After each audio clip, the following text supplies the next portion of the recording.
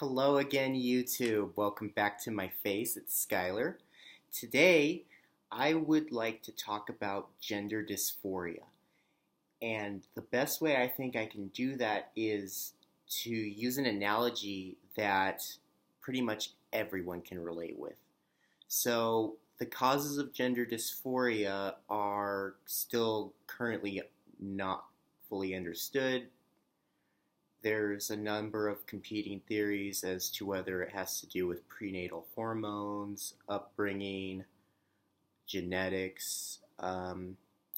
My personal opinion on that is it's probably a small combination of all of the above. But we're not going to focus on the causes of gender dysphoria, but what gender dysphoria is and why it makes someone who's transgender trans as opposed to not. So gender dysphoria is the feeling of not being the correct gender or having anxiety and depression relating to things that are gender related, such as appearance, clothing, body image, how people perceive you, so things along that line. Now, the best way that I can describe how gender dysphoria feels to someone that's not transgender is to imagine two separate people who both work the same position at the same job. Scenario one, the individual loves their job. It's the perfect fit for them. They make just the right amount of money to get what they need. They have the perfect amount of hours, and they enjoy what they do. It's the best fit for them. Scenario two, however, is, and I'm pretty sure anyone that's in the workplace can realize that there's some of these people that are in those positions where they're just miserable. They hate their job. They hate what they do, they don't like it, and they kind of don't have a choice because they either do it because they need the money, they need the insurance, they need to support their family, and they don't really get a say as to whether or not they want to do that job so much as they have to, and they don't like it, and that makes them not happy. It makes them miserable, especially if there's no other option.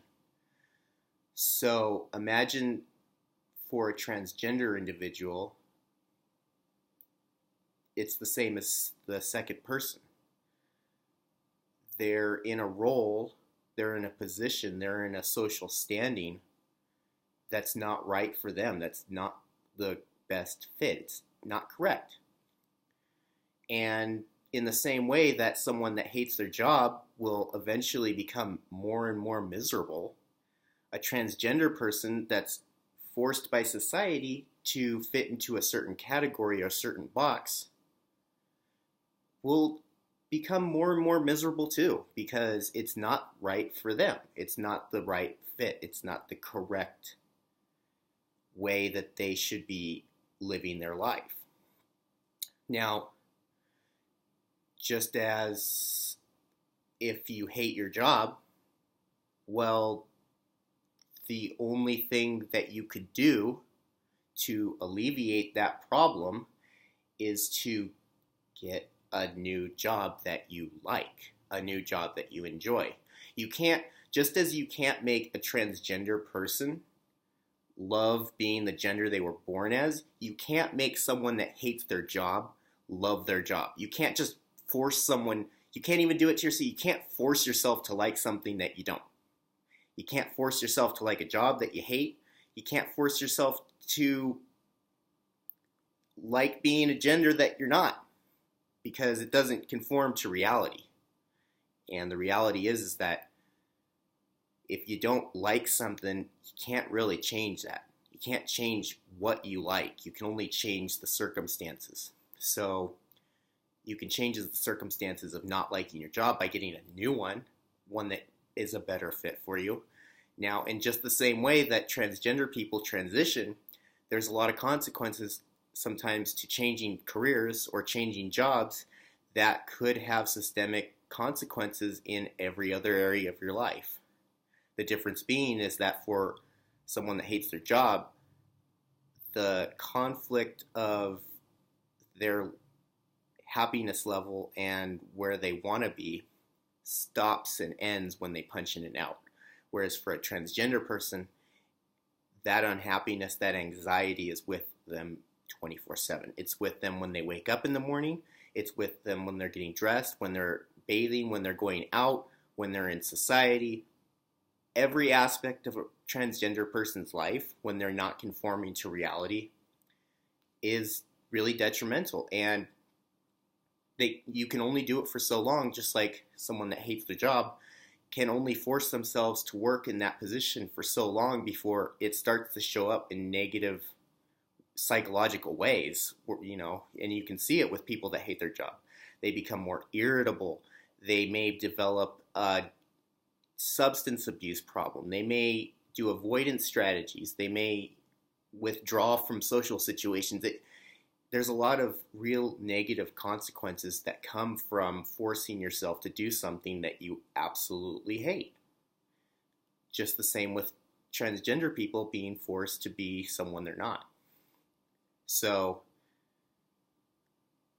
I hope that is a better analogy than just trying to describe how gender dysphoria feels to a transgender person, because the only people that can really understand what that feels like is a transgender person. And if you're coming to this video, I'm hoping that it's not all just transgender people, but people that want to know more about gender dysphoria and maybe know someone that's going through it and want to better understand how that person might feel or how that person might relate to the world, and see, if I could offer some advice, or if I could at least understand what this person's going through, then maybe I could be more for them, be there for them. Anyway, so that pretty much wraps up my analogy of gender dysphoria to a non-transgender individual. Yeah, I can't really think, unless you go into the nuanced details, which I don't think most people want to know about anyway. So for the time being, I will leave it at that.